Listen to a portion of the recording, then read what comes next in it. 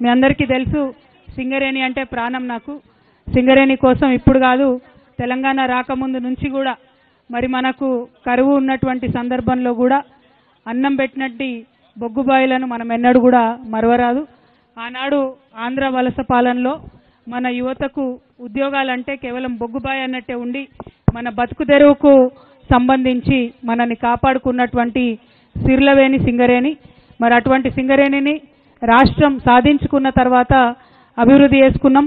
అట్లనే డిపెండెంట్ ఉద్యోగాలు ఏవైతే ఒకప్పుడు ఈ గుర్తింపు సంఘాలన్నీ పోగొట్టినాయో వాటిని స్వరాష్ట్రం వచ్చినాక మనం సాధించుకున్నాం. ఒకప్పుడు బెనిఫిట్లో ఉన్నటువంటి సింగరేణి దగ్గర నుంచి ప్రభుత్వం బకాయిలు పెట్టింది.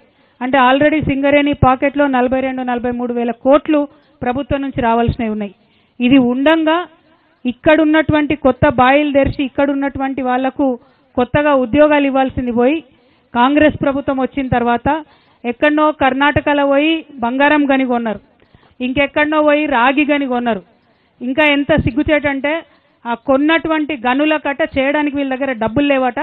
అందుకని ఎల్ఐసికి పోయి మళ్ళీ 3,000 కోట్లు అప్పడుగుతా ఉన్నారు.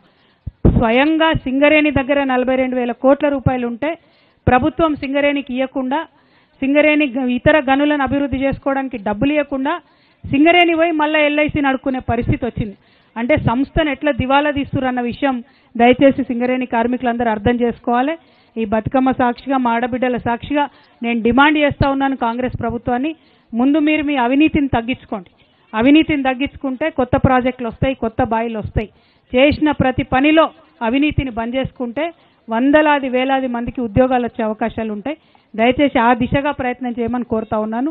నిన్న మొన్న లాభాలలో వాటా అనేదో కార్మికులకు బిచ్చమేసినట్టుగా ముఖ్యమంత్రి గారు ప్రకటించారు. ఇది కరెక్ట్ కాదు. సింగరేణిలో రాజకీయ జోక్యం ఉండకూడదు. చిన్న ప్రకటనతోనే అయిపోవాలి. దానికి ఆయన ఇచ్చిన స్పీచ్ ఏంది, ఆయన మాట్లాడిన మాట ఏంది, నిన్న చూస్తుంటే సింగరేణి కార్మికులకు కడుపు రగిలిపోతుందని చెప్తున్నారు ఒక్కొక్కరు. ఇటువంటి రాజకీయ జోక్యాన్ని సహించేది లేదు. సింగరేణి కార్మికుల చెమటతోని ఇవాళ తెలంగాణ మొత్తంలో ప్రతి ఇంట్లో బుగ్గ వెలుగుతుంది, ప్రతి ఇంట్లో ఫ్యాన్ తిరుగుతుంది. ఆ విషయం మర్చిపోవద్దు. గని కార్మికులను కాపాడుకుంటేనే, గనులను కాపాడుకుంటేనే భవిష్యత్తు ఉంటుందనే విషయాన్ని గుర్తు చేసుకోవాలి. దాంతోపాటు మరి ఇక్కడ పెద్దపల్లి మంచిర్యాల జిల్లాలో చూస్తున్నాం మనం, మొత్తం ఆడికెళ్ళి ఇడదాకా కాంగ్రెస్ నాయకులు గెలిచి కూర్చున్నారు.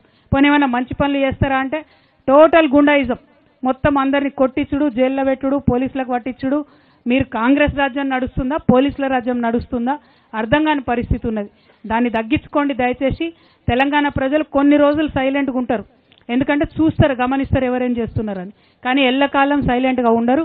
మళ్ళా అవకాశం వచ్చినప్పుడు ఇట్లనే మీరు దౌర్జన్యాలు చేస్తే మళ్ళీ మిమ్మల్ని ప్రతిపక్షంలో కూర్చోబెడతారు తప్ప అధికారంలో కొనసాగించారన్న విషయాన్ని కాంగ్రెస్ నాయకులు గుర్తుపెట్టుకోవాలని చెప్పి ఈ సందర్భంగా కోరుతూ, మరి ఇవాళ ఇక్కడికి బతుకమ్మకు సాయంత్రం పెద్ద ఎత్తున అన్ని దగ్గర నుంచి కూడా తరలి వస్తూ ఉన్నారు. శ్రీరాంపూర్ అంతటి నుంచి కూడా, గోదావరిఖని నుంచి, మంచిర్యాల నుంచి కూడా వస్తున్నామని అనేక మంది ఫోన్లు చేస్తున్నారు.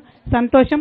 ఎంత ఎక్కువ మంది వస్తే అంత మంచిది, ఎంత ఎక్కువసేపు ఆడుకుంటే అంత ఆనందంగా ఉంటుంది. కాబట్టి అందరం కలిసి ఆడి పాడదామని చెప్పి మళ్ళీ ఒకసారి తెలియజేస్తూ, మీడియా మిత్రులు ఇంతసేపు ఓపిక కూర్చున్నందుకు మీ అందరికి కూడా ధన్యవాదాలు. Thank you. జై తెలంగాణ, జై తెలంగాణ. వర్ధిల్లాలి తెలంగాణ కళలు సంస్కృతి, కొనసాగాలి బతుకమ్మ పండుగలు, కొనసాగాలి తెలంగాణ పండుగలు. జై తెలంగాణ, జై జాగృతి, జై హెచ్ఎంఎస్.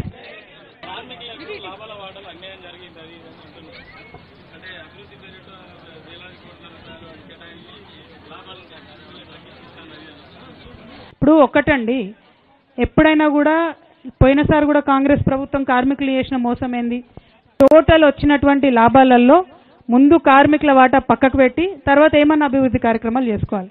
బీఆర్ఎస్ ఉన్నప్పుడు మేము అదే చేసినాం, టోటల్ లాభాలలో వాటా ఇచ్చాం. వీళ్ళు వచ్చినాక పోయిన సంవత్సరం ఈ సంవత్సరం కూడా చేస్తున్నది ఏంటిది, అభివృద్ధి పనులకు అని చెప్పి మొత్తం 70% నిధులు పక్కకు పెట్టి దాని తర్వాత 34% లాభాలలో వాటా అని చెప్తున్నారు. దానివల్ల నష్టం ఎవరికి జరుగుతుంది, కార్మికులకు జరుగుతుంది. ఆ విషయము మీరు తెలియనట్టు లాభాలలో వాటా అది ఇది అని అంటున్నారు. నేను అది ఇది అంటలేను, ఉన్నది ఉన్నట్టే చెప్తున్నా. ఖచ్చితంగా గ్రాస్ ప్రాఫిట్ మీద షేర్ ఇవ్వాలి కార్మికులకు. అది ఇవ్వకుండా ఉన్న ఎక్స్పెండిచర్ అంతా తీసి అన్ని ఖర్చు పెట్టుకుంటే ఆ తర్వాత లాభాలలో వాటా ఇస్తా అంటే ఇంటికి కార్మికుడికి దాదాపు 1,50,000 లాస్ ఇవ్వాలి. ఎట్లా లాస్ అవుతుంది? అట్లా చూసుకుంటే ఎట్లా ఊరుకుంటాం?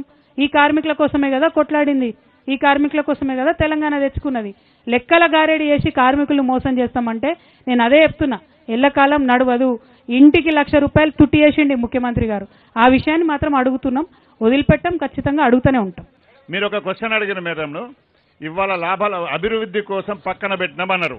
ఆ పైసలు ఎడిపోయినాయి, అప్పుకి ఎందుకు పోతున్నారు? ఎల్ఐసికి ఆ పైసలు ఖర్చు పెట్టాలి కదా.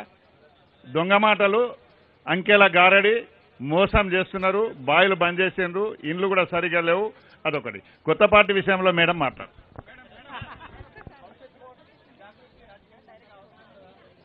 భవిష్యత్తులో జాగృతి ఏం చేస్తుంది అన్నది సింగరేణి కార్మికులు నిర్ణయించాలి.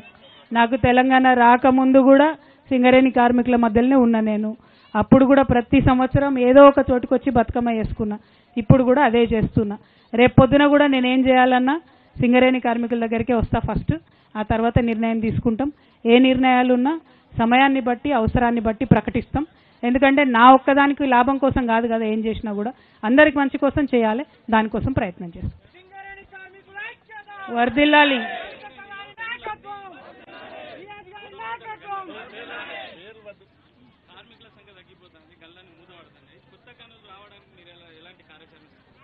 ఇంతకుముందు చెప్పినట్టుగా కేసీఆర్ గారు ఉన్నప్పుడు దాదాపుగా సంవత్సరానికి 5 గనులు ఓపెన్ చేయొచ్చు అనేటటువంటి ఒక రిపోర్టు తయారు చేసి రెడీగా పెట్టుకొని దాన్ని కార్యరూపంలోకి తేవాల్సినటువంటి పరిస్థితి ఇప్పుడు ఉన్నది. కానీ కాంగ్రెస్ పార్టీ వచ్చి 2 సంవత్సరాలైనా కనీసం ఒక్క కొత్త గని కూడా తెరిచే ఉద్దేశం లేరు. వాళ్ళు ఎంతసేపు ఏంది వేలం వేయాలి, వేలం పాట వేయాలి, పెద్ద పెద్ద కంపెనీలకు అప్పచెప్పాలని ఆలోచన తప్పితే ఒక గని తెరిస్తే వేలాది మంది కార్మికులకు లాభం జరుగుతుందనే ఆలోచన కాంగ్రెస్ పార్టీ చేస్తలేదు. సో మేము డిమాండ్ చేస్తూ ఉన్నాం, సంవత్సరానికి 5 గనులు తెరవండి. మొన్న కూడా నేను రియాజ్ అన్న కలిసి బలరాం గారి దగ్గరికి, సీఎండి గారికి పోయి ప్రత్యేకించి చెప్పినాం. ఎక్కడెక్కడ పెండింగ్ ఉన్నాయో కూడా ఓపెన్గా చెప్పినాం. భూపాల్పల్లిలో సమస్య ఉంది, ఇమీడియట్గా అక్కడ గని ప్రారంభించవచ్చు చెప్పినాం. కానీ వారికి చేసే చిత్తశుద్ధి ఉండాలి కదా, దానికోసం ప్రయత్నం చేస్తున్నాం. దానికోసం హెచ్ఎంఎస్, సింగరేణి, జాగృతి ఇద్దరు కలిసి ఖచ్చితంగా పోరాటాలు చేస్తాం. Thank you. జై తెలంగాణ.